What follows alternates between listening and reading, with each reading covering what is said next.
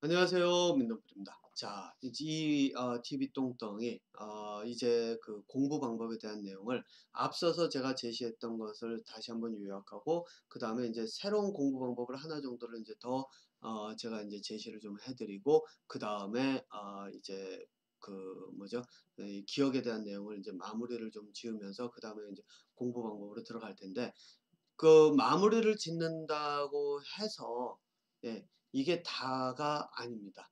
기억에는 이제 또 다른 단계의 그런 어떤 기억법이 있고 한데 사실상 그 공부 방법과 그 기억력이라고 하는 거는 제가 여기서 인제 설명을 하더라도 너무 좀 이미 이런 기초적인 것이 되질 않으면 제가 여기서 얘기하는 것들은 다 기초적인 공부 방법이에요. 네. 여러분들께 제가 인제 그거를 시작해서 말씀을 드렸던 것 같은데 제가 여기서 공부 방법에 대한 모든 것 이렇게 해 가지고 굉장히 그 거창한 것처럼 시작을 하지만 실제로 공부를 하는 사람들이 보면은 공부를 하겠다는 분들이 보면 이게 내가 지금까지 보지 못했던 건데 저게 하면 될 것 같기는 한데.'라고 하는데 이거는 인제 공부의 시작이라는 거예요. 여러분들께 그거는 인제 분명하게 말씀드릴게요. 이게 돼야 인제 그다음부터 여러 가지 실제 자세한 그런 어떤 내용들 좀 단계별로 이렇게 갈 수 있는 그런 어떤 기억법과 공부 방법 이런 것들이 들어가는데 그거는 뭐 기초가 되질 않으면 갈 수가 없는 거기 때문에 제가 여기서 인제 이 방송을 통해서 인제 그 내용을 다루지는 않을 거예요. 하지만 뭐 그렇다고 해서 크게 다르진 않아요 또. 네. 이 기본적인 거를 바탕으로 인제 쌓아가는 거기 때문에 예. 어쨌든 기초가 돼야 기초를 바탕으로 인제 나갈 수 있다라는 거를 미리 말씀을 드리고요. 자, 지난번에 인제 말씀드린 것처럼 그 공부 방법을 제가 이 방법을 얘기를 했죠. 인제 역사를 예를 들어서 인제 얘기를 했죠. 역사 공부하는 방법. 그래서 뭐를 했냐면은 예를 들어서 어떤 사건이 있으면 사건을 가지고 이런 일은 왜 벌어졌지? 주변 환경이 어땠었길래? 어떻 어떻게? 예. 요걸로 인제 다 할게요. 왜 하고 어떻게. 요 질문으로. 그래서 이렇게 이유를 묻는 질문을 통해서 그래? 그래서 '아 그래. 그래서 이때 상황이 이러이러하고 이러이러했어. 그러면 이러한 상황은 왜 만들어졌지?' 이렇게 끊임없이 계속 이 보통 공부를 하면은 어떻게 하냐면은 연대기를 뭐 처음부터 시작을 해서 하나하나 배워가면서 이래서 이렇게 연결을 하잖아요.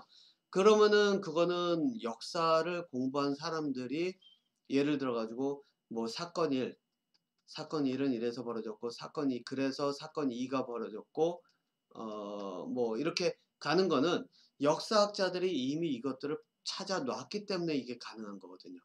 그래서 여러분들께서 공부를 하실 때는 어떻게 해야 되면 거꾸로 사건 3이 끝이다.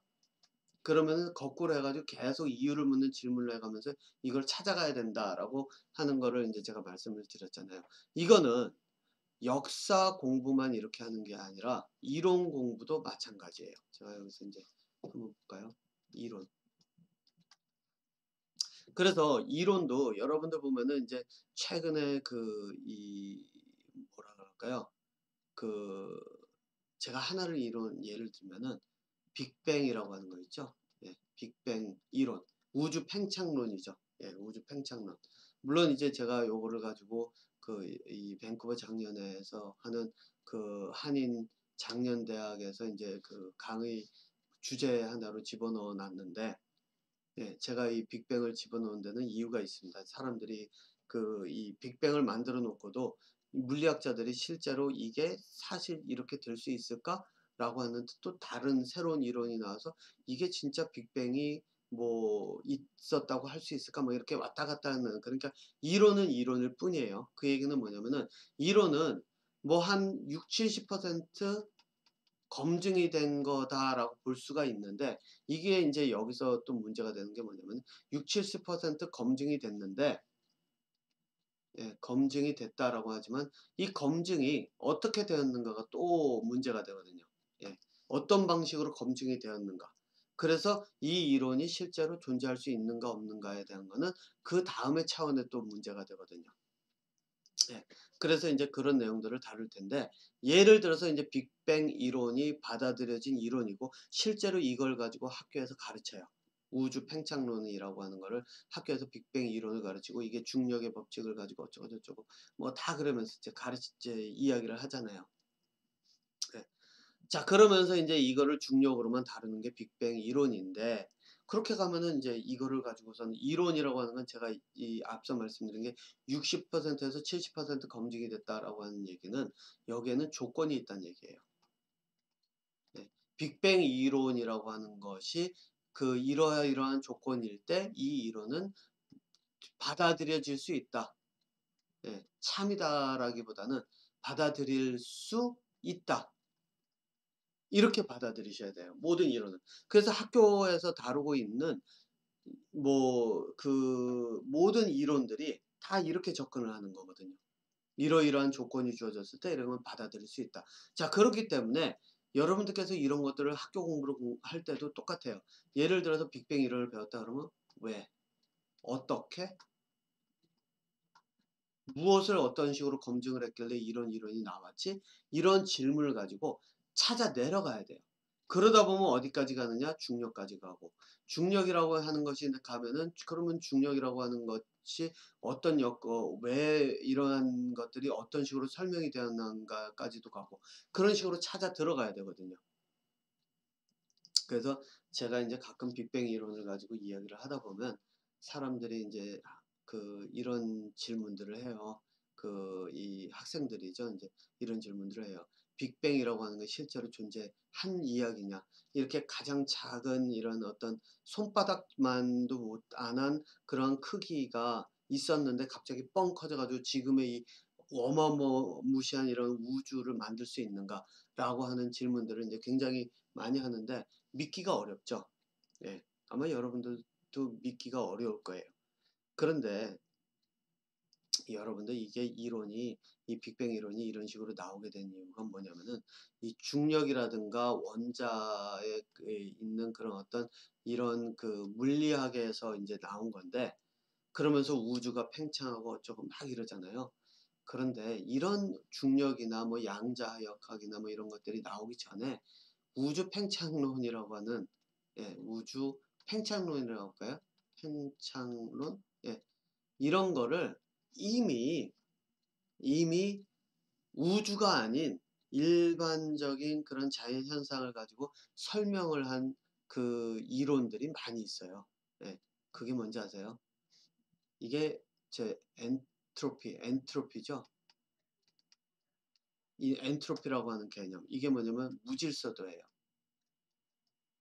예, 이게 뭐냐면은 모든 이 자연 현상은 무질서한 방향으로 흐른다. 그래가지고 여러분들 생각해 보면 왜 이거 있죠?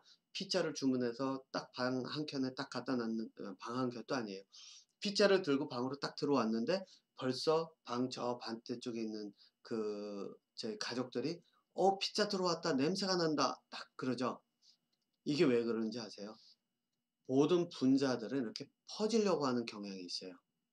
근데 퍼지다 보면 다시 뭉치려고 하는 경향도 있거든요. 그래서 퍼졌다 뭉쳤다를 반복을 하게 돼 있어요.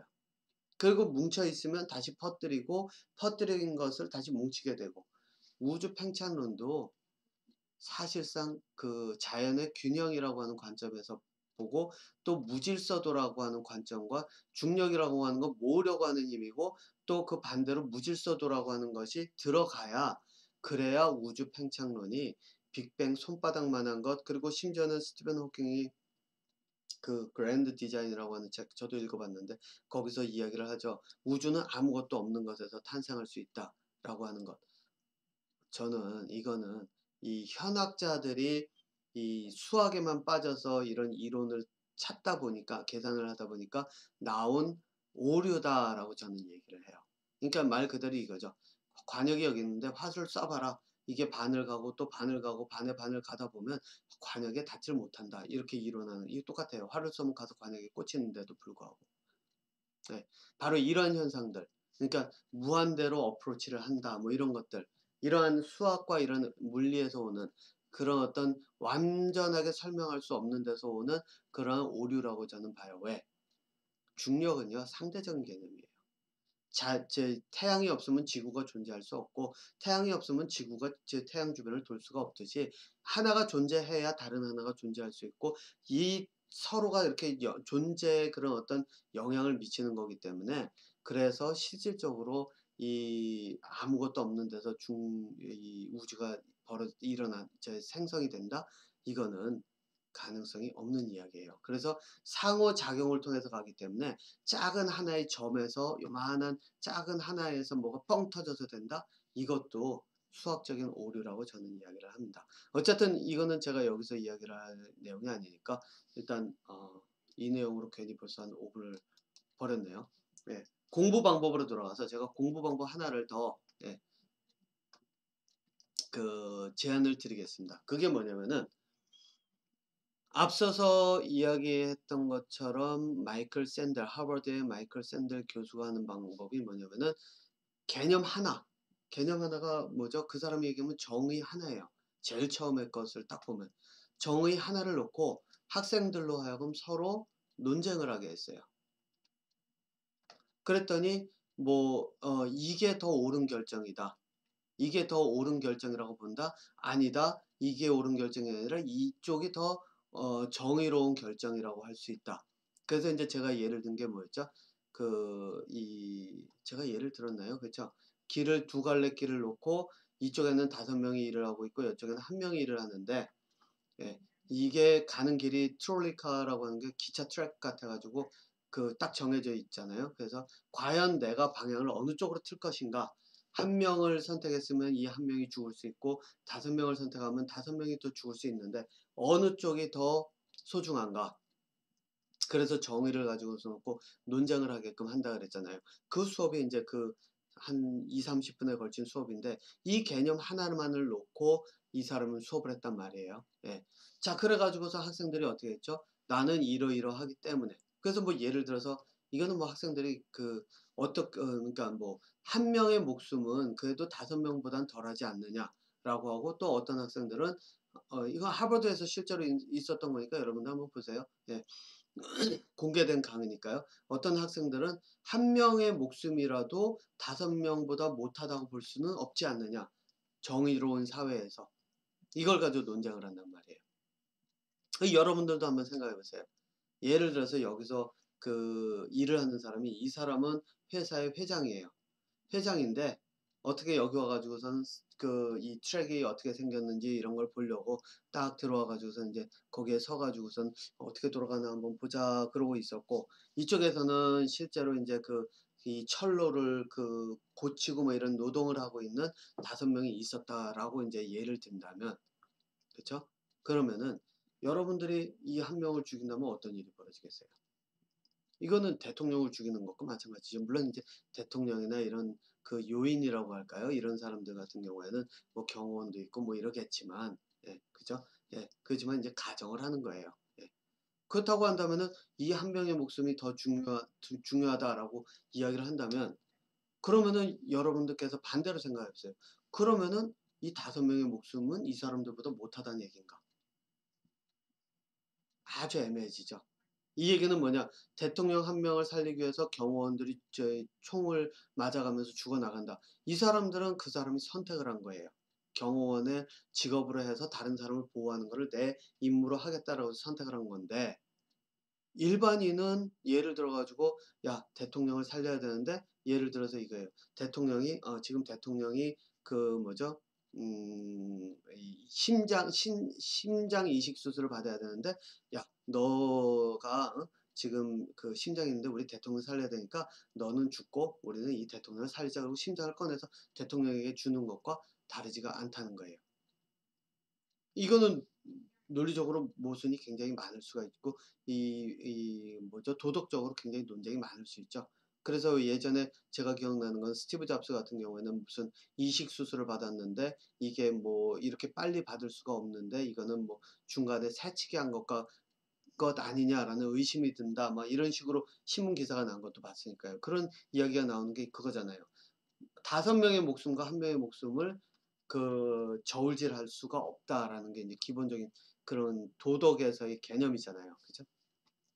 어쨌든 제가 이제 그 이야기를 하려고 하는 것이 아니라 공부를 할 때 공부 방법에서 개념 하나를 정립해 가는 게 그만큼 힘들고 마이클 샌델 교수는 라는 사람이 있으니까 그 학생들이 그렇게 개념을 정립할 수 있도록 스스로 논리적인 그런 질문이나 마이클 샌델 교수가 던진 질문을 가지고 스스로 논리를 찾아가면서 자기의 논리를 키울 수 있는 기회가 주어졌단 말이에요. 그렇기 때문에 제가 그 이야기를 했던 그때 제안을 드린 게 그렇죠. 이런 교수가 강의하는 내용이 있으면 무조건 가서 듣고 그러려면 하버드나 뭐 이런 데로 가야 되겠죠. 예. 그런 데 가서 인제 무조건 들어라. 왜 이런 기회는 진짜 내 평생에 올 가능성이 굉장히 적으니까라고 인제 말씀을 드렸던 거는 공부를 할 때 실제로 가르쳐 주는 것을 배우는 그런 수동적인 공부를 하면 그렇다는 거예요. 자, 그래서 제가 여기서 여러분들께 드리는 공부 방법은 스스로 하는 공부 방법이에요. 스스로. 그건 뭐냐? 내가 개념을 쌓는 거예요. 이거를 제가 뭐라고 하냐면은 지식의 개념화라고 표현을 합니다. 시간이 벌써 16분을 넘어가니까요. 제가 요 지식의 개념화를 저희 기억된 정보를 정리하는 방법하고 같이 3부에서 같이 다루도록 하겠습니다. 3부에서 뵐게요.